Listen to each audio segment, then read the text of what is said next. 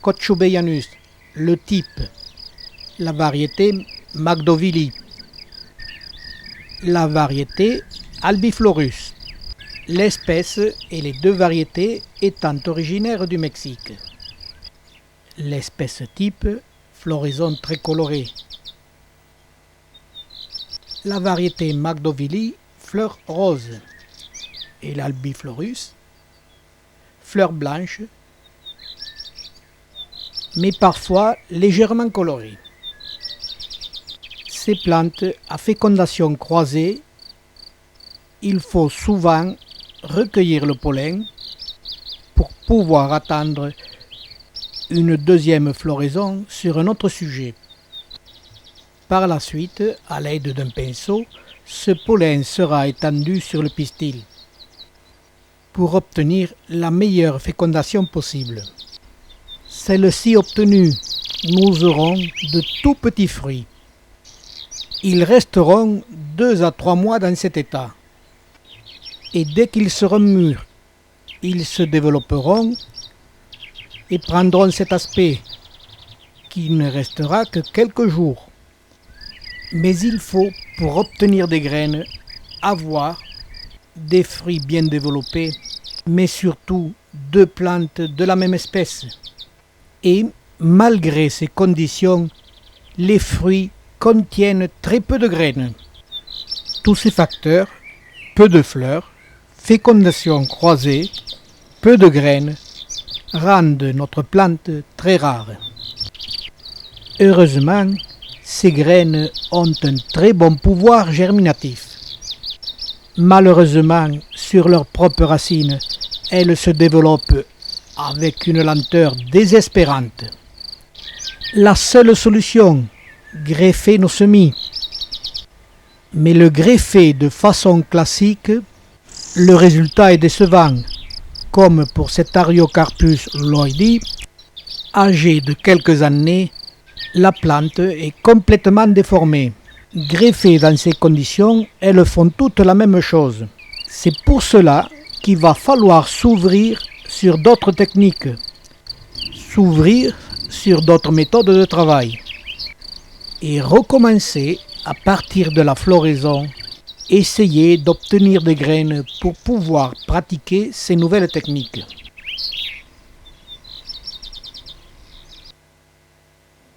À partir du semis, qui est facile à obtenir, il faut pratiquer le greffage de semis sur semis, ceci sur Cereus jamacarus. Sur ces 3 graines greffées, toutes les 3 ont réussi. Le taux de réussite de greffage est très bon. 2 mois après, nos plantules se sont très bien développées. Elles bénéficient encore de la photosynthèse du jeune porte-greffe. Mais celle-ci ne tardera pas à s'arrêter.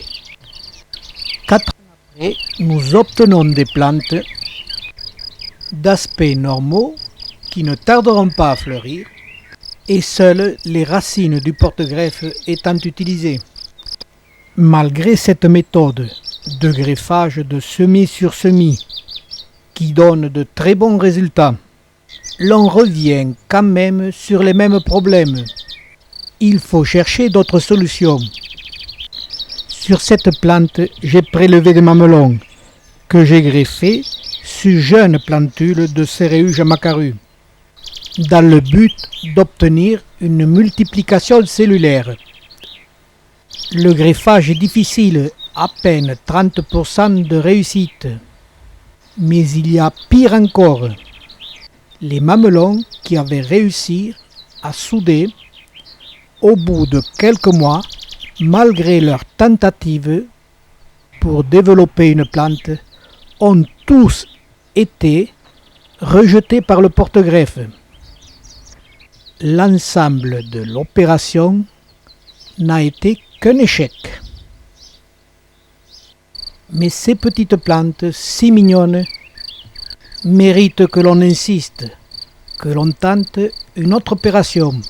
Toujours la même chose, je repars à partir du semis. Ces jeunes plantules âgés de 4 mois vont être greffés, pas sur ces jeunes semis de Cereus jamacarus, qui sont pourtant d'excellents porte-greffes pour cette espèce, mais sur de surpuissants porte-greffes qui sont le Pachycereus pringlinch. Pachycereus pringlinch, plantule greffée à ras des cotylédones, ont donné un an après de très beaux ariocarpus aux mamelons très développés, mais légèrement déformés. Ce développement rapide sur ce puissant porte-greffe m'a permis, l'année suivante, de pouvoir prélever une très grande quantité de jeunes mamelons. Ces images nous ont montré le développement très rapide avec ce porte-greffe, mais celui-ci a ralenti dès que les deux cotylédones du porte-greffe ayant épuisé leurs réserves, celui-ci ne pouvant plus assurer sa propre photosynthèse, seule celle des greffons jouait ce rôle, ce qui a considérablement ralenti la végétation. Les jeunes mamelons d'Ariocarpus furent eux greffés sur jeunes Cereus jamacarus. La méthode est facile. Coupe légèrement amiée, maintenue par un aiguillon, l'élastique assurant la pression. En opposition avec l'expérience précédente sur mamelons de plantes adultes, celle-ci avec des mamelons de jeunes plantules, le taux de réussite de greffage avoisine les 60%. La quantité de mamelons fournie par une plante est très intéressante. L'on retrouve ces mamelons 6 mois après et l'on commence à la base de ceux-ci à apercevoir une multiplication cellulaire. Elle se produit toujours à la base du mamelon, au point de soudure entre celui-ci et le porte-greffe. Leur développement est rapide. Quelques mois séparent les deux images. Le mamelon commence à se dessécher et disparaîtra rapidement. On vient de voir une multiplication cellulaire qui s'est avérée impossible à exécuter sur des vieux mamelons, qui devient réalisable avec de jeunes mamelons.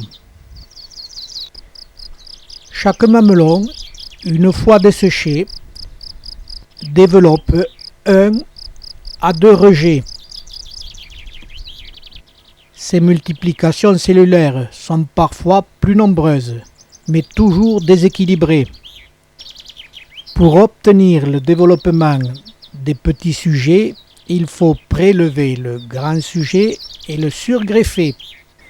J'ai essayé de nombreuses espèces de porte-greffes, toujours de semis. Mes meilleurs résultats ont été obtenus avec le Cereus jamacarus.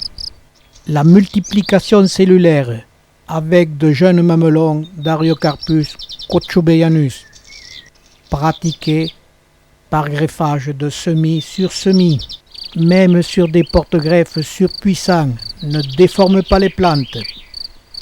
Vous venez de voir, tout en image, les diverses méthodes que j'emploie pour conserver cette espèce, la multiplier en amenant le moins possible de déformation. Vous parlez des soins de cette plante, sa culture, comment amener une belle floraison, comment les semer. Tout cela sera développé dans notre bulletin KT vidéo.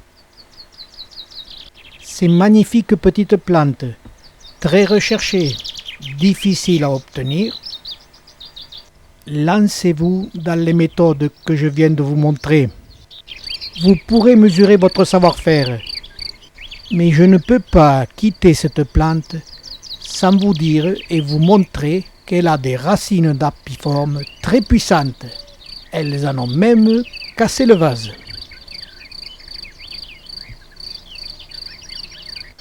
Dans quelque temps, je ferai une suite à ce film.